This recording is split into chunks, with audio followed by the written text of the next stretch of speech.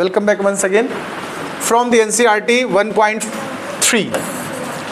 Question it says that check that the ratio KE square, ध्यान से सुनिएगा जरा, KE square by G MEMP is dimensionless. सबसे पहले इस क्वेश्चन ने हमसे क्या डिटरमाइन करने को बोला है कि ये रेशियो डायमेंशनलेस है, सबसे पहला काम तो। फिर उसके बाद क्या कह रहा है, लुक अप टेबल। अब हम लोग टेबल नहीं देखने वाले, हमको वैल्यूज़ पता है, हम डायरेक्ट रख लेंगे यहाँ पर, लेकिन एनसीईआरटी में टेबल बनी है, वहाँ कुछ कॉन्स्टेंट्स की वैल्यूज़ दी गई हैं, जैसे कि चार्ज, मास, ये सब वहाँ गिवन है, हम लोग यहाँ डायरेक्ट रखेंगे। तो टेबल कह रहा है यूज़ कर सकते हो आप। Determine the value of this ratio, इसकी वैल्यू फाइंड करनी है। और लास्ट में कहना व्हाट डज रेशियो सिग्निफाई, वो जो वैल्यू आएगी उससे हमें क्या सिग्निफाइज वैल्यूज या कुछ इंफॉर्मेशन मिली या नहीं मिली। तो चलो पहले तो हम ये पता करते हैं ये डायमेंशनलेस है, ये हमें प्रूफ करना है। डायमेंशनलेस प्रूफ करना है, देखो हम दो बातें कर सकते हैं, के बारे में पता होना चाहिए मुझे और कैपिटल जी के बारे में पता होना चाहिए। बात बाकी ये चार्ज है और ये मास है, ठीक है। आप बताओ कि यहाँ के है क्या, के क्या होता है, के होता था याद है 1/4 पाई एप्सिलॉन नॉट, होता कि नहीं होता है। या इसकी वैल्यू के हिसाब से हम कहें तो 9 × 10⁹ newton metre square upon coulomb square. ये मैंने आपको सिखाया थ्योरी में, बट हो सकता कोई बच्चा ये भूल जाए यूनिट, ऐसा हो सकता है, किसी के मन में यूनिट ना हो। तो हम एक काम करते हैं, ये वैल्यू पहले कूलम्स लॉ से निकालते हैं। कूलम्स लॉ में मैंने सिखाया था K Q1 Q2 by R square, ये तो सबको याद होगा, ये कोई नहीं कह सकता कि सर हम भूल जाएंगे। ये फार्मूला भूल जाओगे क्या, कूलम्स लॉ का, K Q1 Q2 अपान R स्क्वायर। हमें K की यूनिट देख लेनी है, देखो तो K बनेगा FR square by Q1 Q2, बनेगा कि नहीं बनेगा बताओ। यूनिट वर्सेस अगर हम बात करें तो ये क्या बनने वाला है, newton metre square upon coulomb square. मुझे यहाँ पर के की यूनिट चाहिए, हम डायमेंशनलेस प्रूफ करने जा रहे हैं, यूनिट्स रख लेंगे और बाद में डायमेंशन निकाल देंगे। तो पहले हमने के की यूनिट निकाल दी, बताइए। अच्छा अभी जी की यूनिट की बात कर रहे हैं हम जी की यूनिट देखो तो ये किससे निकलती है, न्यूटन्स लॉ से। Newton's law of gravitation class 11th में 9th में पढ़ा होगा आप लोगों ने। जी m1 m2 by R square, याद आ रहा किसी को। तो यहाँ से g की अगर हम यूनिट बनाते हैं तो g क्या बनने वाला था, FR square by m1 m2 बनने वाला था कि नहीं बनने वाला था बताओ। तो यूनिट क्या बनेगी, देखो newton metre square by kilogram square. बताइए, हमने दो चीज़ों की यूनिट आपके सामने रख दी है जो तुम्हें इस्तेमाल करनी है। एक तो k की यूनिट इस्तेमाल करनी है और एक जी की इस्तेमाल करनी है। चलिए अब उस कांस्टेंट पे आते हैं वापस। ये एक रफ वर्क मान लो, चाहे आप जैसे समझना हो, हमें इसको प्रूफ करना है डायमेंशनलेस। तो चलिए हम इस वैल्यूज को रखते हैं। के की सबसे पहले यूनिट रख दो, के की यूनिट क्या है देखो, newton metre square by coulomb square.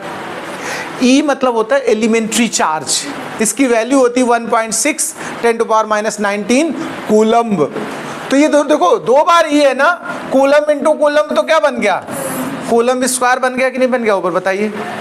नीचे देखो कैपिटल जी की यूनिट हमने क्या निकाली थी, न्यूटन, देखो न्यूटन मीटर स्क्वायर अपान में kg स्क्वायर। और ये दो बार मास है, देखो प्रोडक्ट m1 m2, तो kg इंटू kg क्या बन गया, kg स्क्वायर। ध्यान से देखो आप लोग, ध्यान से आप लोग इस बात को देखो जरा। तो अब आप क्या पा रहे हैं, ये कूलम स्क्वायर कैंसिल हो गया, ये kg स्क्वायर कैंसिल हो गया, ऊपर क्या बचा, न्यूटन मीटर स्क्वायर, नीचे क्या बचा, न्यूटन मीटर स्क्वायर। यूनिट में कुल मिला क्या आ गया, 1 क्या मतलब डायमेंशनलेस नहीं आ गया। यानी अगर डायमेंशन लिखोगे तो m0 l0 t0 लिखोगे, बोलो भाई। तो हम इस जगह प्रूफ कर पाए कि this ratio is dimensionless. Clear बात, इतनी बात क्लियर है। एक और बात, फर्स्ट पार्ट हमारा हो गया है, इसकी वैल्यू फाइंड करनी है। पहले फर्स्ट पार्ट नोट कर लो, फिर वैल्यू कैलकुलेट कराते हैं, ठीक है, इसको नोट कर लो। तो देखिए हम लोग बात करेंगे अभी इसकी value calculation. Look up at table, हम टेबल नहीं लुक करने वाले, हम सीधे वैल्यू कैलकुलेट करेंगे। देखो हमें इसकी वैल्यू चाहिए, किसकी वैल्यू चाहिए, K square by G M P और एम ई। ठीक है, सुनिए जरा सब लोग, इसकी वैल्यू क्या आएंगी, पहले तुम रिजल्ट ही बता दें आपको, कैलकुलेशन तो बाद में करेंगे, वो आपको तैयार होनी चाहिए वैल्यूज। देखो, अगर कभी इलेक्ट्रॉन वर्सेस इलेक्ट्रॉन रेशियो पूछे, या इलेक्ट्रॉन वर्सेस प्रोटॉन पूछे, या प्रोटॉन वर्सेस प्रोटॉन पूछे, ध्यान रखिएगा ये जो यहाँ पर वैल्यूज होंगी, यानी जो पार्टिकल यूज किए गए, अभी इस जगह जो पार्टिकल यूज है वो कौन कौन यूज किए गए बताओ? इलेक्ट्रॉन एंड प्रोटॉन यूज किए गए कि नहीं, बताओ। ई और पी सफिक्स लगा कि नहीं लगा? यानी इस क्वेश्चन में जो दो पार्टिकल हैं, टू पार्टिकल्स हैं, उनमें से एक इलेक्ट्रॉन और एक प्रोटॉन है। यानी यहाँ पर कौन सा मामला लेना है हमें? ये वाला। लेकिन कभी कोई न्यूमेरिकल ऐसा आ जाए जिसमें दोनों ही पार्टिकल इलेक्ट्रॉन हो, क्या ऐसा नहीं हो सकता है? और फिर क्या ये रेशियो पता करो, या दोनों में से दोनों प्रोटॉन हो जाए? तो हम आपको एक रफली आइडिया देते हैं, अप्रॉक्स आंसर की वैल्यू बताते हैं, पावर हम बता देते हैं, मल्टीप्लाई 1 2 3 4 कुछ हो सकता है। ठीक है, देखो जब इलेक्ट्रॉन वर्सेस इलेक्ट्रॉन निकालोगे, यहां पर पहले ऊपर कौन सा फोर्स है, अगर हम आपसे पूछे चार्ज वाला कौन सा फोर्स होता है? इलेक्ट्रोस्टैटिक। और मास वाला कौन सा फोर्स होता है? ग्रेविटेशनल। यानी एक्चुअल में जो रेशियो ये है, ये कौन से दो फोर्स का रेशियो है? कूलम्ब्स लॉ का और न्यूटन्स लॉ ऑफ ग्रेविटेशन का, उन्हीं से तो बना ही फॉर्मूला। तो इलेक्ट्रोस्टैटिक फोर्स अपान ग्रेविटेशनल फोर्स, इसको जब भी आप सॉल्व करेंगे ध्यान रखना, तो ये अगर इलेक्ट्रॉन वर्सेस इलेक्ट्रॉन सॉल्व करेंगे तो 10 टू पावर 43 आएगा। कितना आएगा? एक प्रोटॉन एक इलेक्ट्रॉन है तो अप्रोक्सीमेटली 39 आएगा, और दोनों ही प्रोटॉन है तो अप्रोक्सीमेटली 36 आएगा। ये तो आपके पास एक ब्रेन के अंदर ही वैल्यू बैठ जानी चाहिए कि हम जब सॉल्व कर रहे होंगे तो हमारे आंसर कुछ इस तरह से आएंगे। अगर इलेक्ट्रिक फोर्स अपान में ग्रेविटेशनल फोर्स सॉल्व करें और दोनों पार्टिकल इलेक्ट्रॉन हो, तो आंसर पे पावर लगभग कितनी आनी चाहिए? 43। एक इलेक्ट्रॉन एक प्रोटॉन है तो कितनी आनी चाहिए? 39, और दोनों ही प्रोटॉन होंगे तो 36। अभी यहाँ क्या है? एक इलेक्ट्रॉन एक प्रोटॉन है, यानी हमारा जो कैलकुलेशन होगा उसमें पावर कितनी होगी? कितनी होगी बताओ? 39 होगी कि नहीं होगी? अब हम सॉल्व करने जा रहे हैं, हम यही निकालने वाले हैं।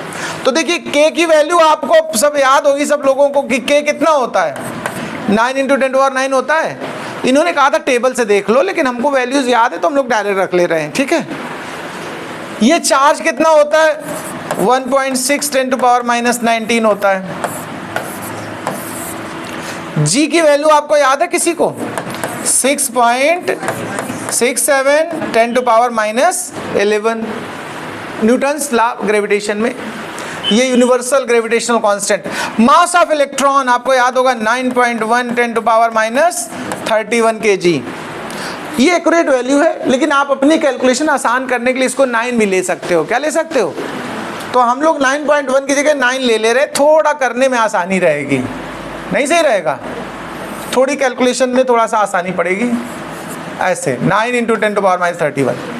और प्रोटॉन का मास होता 1.67 10⁻27। अब ये कैलकुलेशन करनी है आप लोगों को। क्या करनी भैया? कैलकुलेशन करते जाइए। तुम तो जानते हो मैं बहुत फास्ट कैलकुलेट करता हूँ।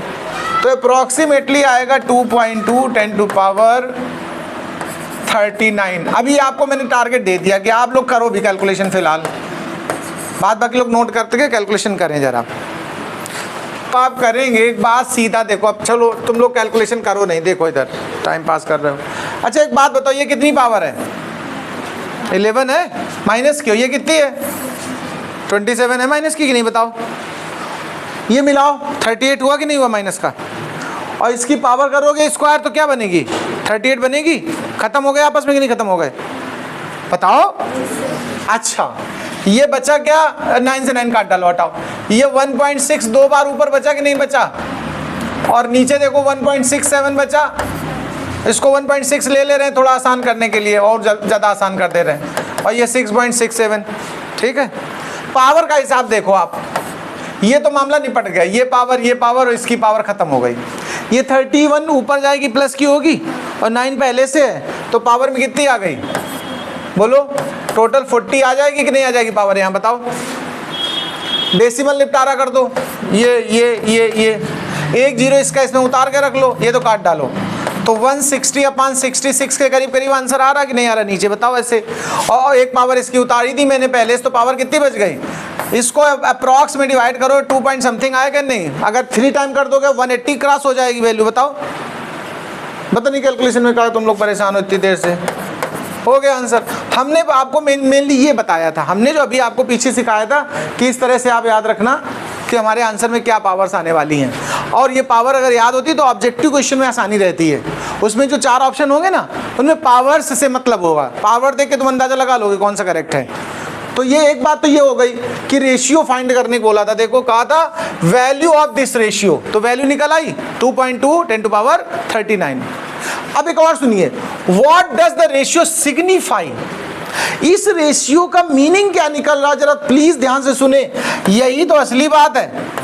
Fe और Fg का रेशियो कितना निकला है 10⁻39, मैंने केवल पावर से देखा। यानी जो इलेक्ट्रोस्टैटिक फोर्स होता है चार्ज पार्टिकल के बिटवीन, वो ग्रेविटेशनल फोर्स, यानी जो मास की वजह से फोर्स बनता है, जो फोर्स मास से बनता है उसको ग्रेविटेशनल कहते हैं, F = G m1m2/r², और जो चार्ज से बनता है उसको इलेक्ट्रोस्टैटिक बोलते हैं। आप बताओ यहाँ से कौन सा वाला फोर्स और बहुत ज्यादा है, बताओ। इलेक्ट्रोस्टैटिक है, कितने टाइम ज्यादा है 10⁻39 टाइम। ये 39 को क्या बोलोगे बताओ, बोलो कोई, 1 10 100 1000 10,000 100,000 million 10 million 100 million billion 10 billion 100 billion trillion 10 trillion 100 trillion zillion 10 million 100 trillion. Power कितनी बनी, 18 बनी, अभी तो 18 बनी, तो 100 billion times of 100 billion, 2 bar power use हो गई ना, मतलब मैनी मोर टाइम्स हुआ कि नहीं, बताओ। तो यहां से सिग्निफिकेंस ये निकलता है कि electrostatic force is much and much greater than the gravitational force, या इसको उल्टा बोलो तो कह सकते हो gravitational force is the weakest force in the nature. यहां से ये सिग्निफिकेंस पता चला, तो हम कह सकते हैं the electrostatic force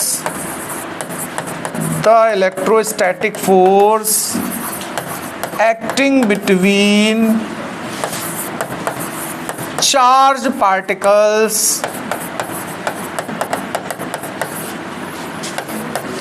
very much greater than gravitational force,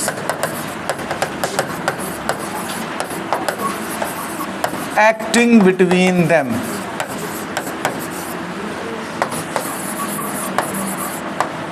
एक और बात ध्यान रखिए, अगर यही क्वेश्चन हमसे पलट के पूछता उल्टा, ये भी याद रखना, ये जरूर ध्यान रखना कि पहले किस फोर्स को इन्होंने इंडिकेट किया है। इस बार पहले इलेक्ट्रोस्टैटिक बोला था इसलिए पावर प्लस में है, अगर कभी पलट के आवे ऊपर बोला जाए ग्रेविटेशनल वाला, तो पावर यही सब क्या हो जाएंगी, सब माइनस हो जाएंगी, यहाँ माइनस यहाँ माइनस यहाँ माइनस, ये ध्यान रखना जरूर, ठीक है। तो ये क्वेश्चन हो गया, नोट करें, फिर अगले क्वेश्चन की बात करता हूँ।